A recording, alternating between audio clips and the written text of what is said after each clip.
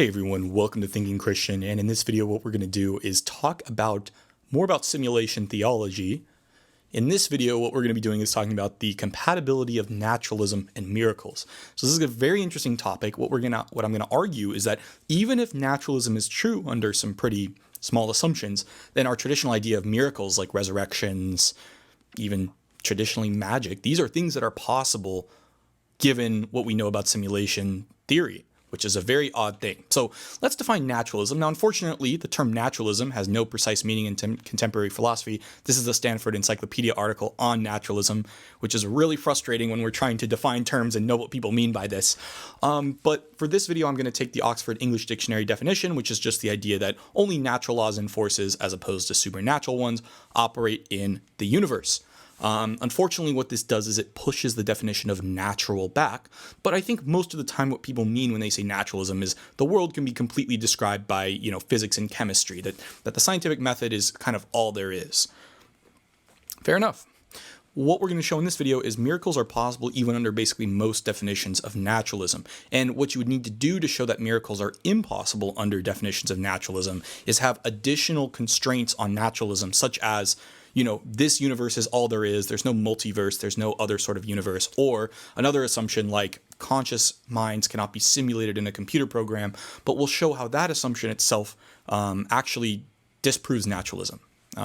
So this is what David Chalmers said. He said the simulation hypothesis offers a path to reconciliation, a God that even a naturalist can believe in. And similarly, what I'm going to be talking about is we're going to look at how this means is even if you're a naturalist and you accept that a God could exist by the simulation theory, we're going to talk about how miracles are possible even under naturalism. So suppose that naturalism is true for a moment. What we're going to do is assume that simulated minds can be conscious minds. I'm going to call this the SCA, the simulated consciousness assumption. And if simulated minds cannot be conscious, then naturalism is likely false. Now, why is this the case? Because if simulated minds are not conscious, this means there's something about consciousness that can't be simulated by the laws of physics and chemistry, and as a result, there is something spooky or non-reducible about consciousness itself. So here's the way I say it is, look, if the laws of physics and chemistry is all there is, the naturalists would need to give us a reason why consciousness could not be simulated with an accurate enough simulation of chemistry and physics, which in my case, I think this would imply that basically naturalism would be false. And this is what many philosophers of mind, people like Thomas Nagel, David Chalmers, they tend to think naturalism is false, or this sort of Darwinian, neo-Darwinian reductionist account of consciousness is false for this reason.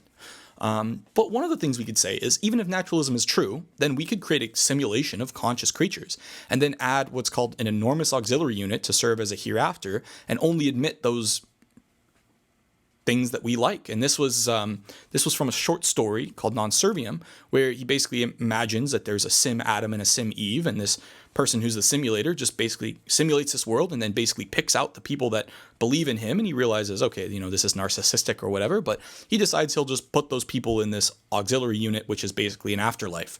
And what he's arguing is such a thing is possible if simulated minds are conscious minds. And as a result, if we're the people designing the simulation, in our simulation, we could do all sorts of weird things. We could resurrect dead sims. We could move stuff around. We could violate what we consider to be the laws of the simulation because we are the programmer, and the simulation is not it's causally closed when we're not interfering with it, but we can, of course, go into the system and add external forces if we would like to. And I would say here's a really interesting analogy. So consider like a multiplayer game like Call of Duty. If you've ever seen cheaters, people using aimbot, people who can walk through walls, these sorts of things. If you've ever played a game, like use action replay when you're playing a game, like I used to use action replay to get 999 master balls when playing Pokemon. These are things that we do where we interfere with the mechanics of the game to serve a certain purpose. The naturalist is going to admit that such things are possible under the simulated worlds, right? They're a naturalist. There's no law of nature being broken by somebody using action replay, somebody cheating in Call of Duty. And if they accept that conscious minds could be simulated, then they're going to basically have to admit that it's possible that we live in a simulated universe and naturalism is true, and that the simulator could be basically causally impacting our universe, and yet the laws of physics and chemistry do hold. They just also hold at the next universe up as well.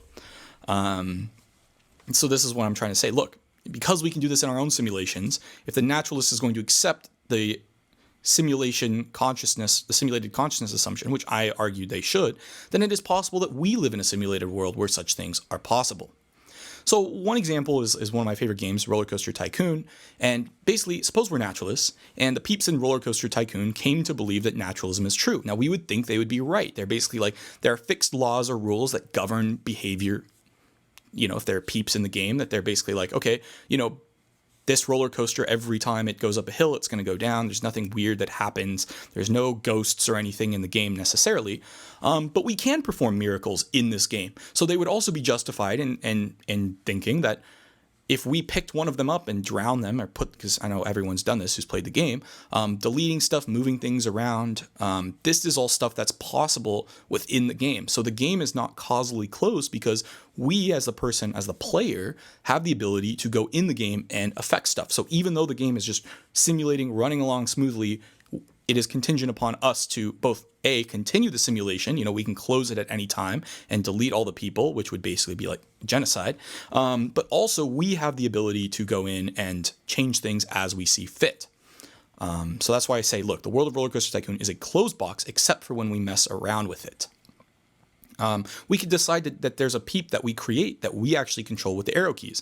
And as a result, this peep that we as the simulator are controlling could perform all sorts of miraculous feats. This could resurrect themselves. They could resurrect other peeps. They could, you know, from the perspective of other peeps, it would be this peep that we are controlling doing it. So it would be another peep with supernatural powers, but really it would be us as a simulator controlling this peep. And if you're a Christian, this is going to have very interesting basically really interesting implications on things like the incarnation.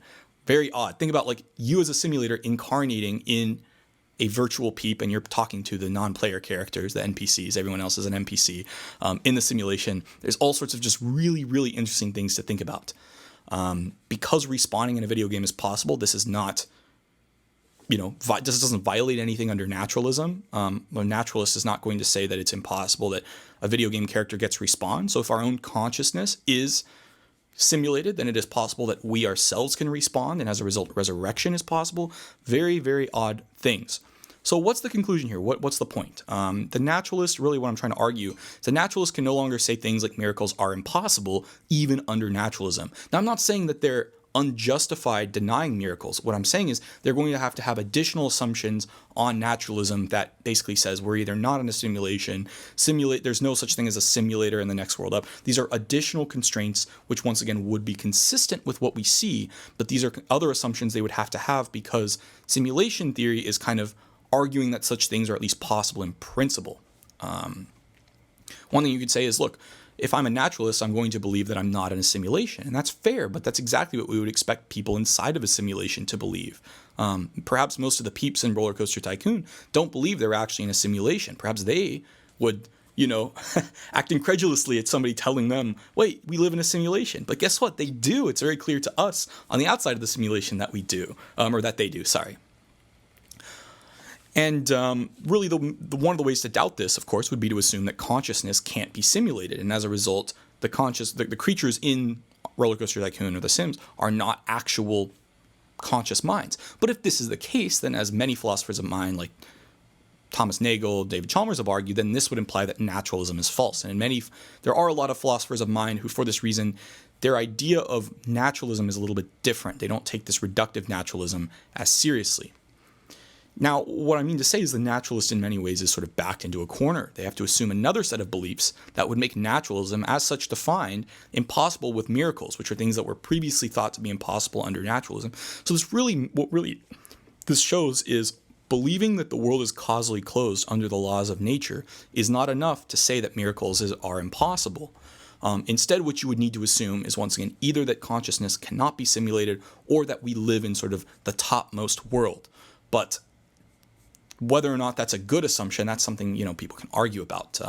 And to the theist, this may look like special pleading. Well, why assume that consciousness can't be simulated if everything else can be simulated by the laws of chemistry and physics? Isn't that what naturalism is? If there's something that's non-explainable by science, or, you know, take free will, for instance, are these things that would therefore make naturalism false?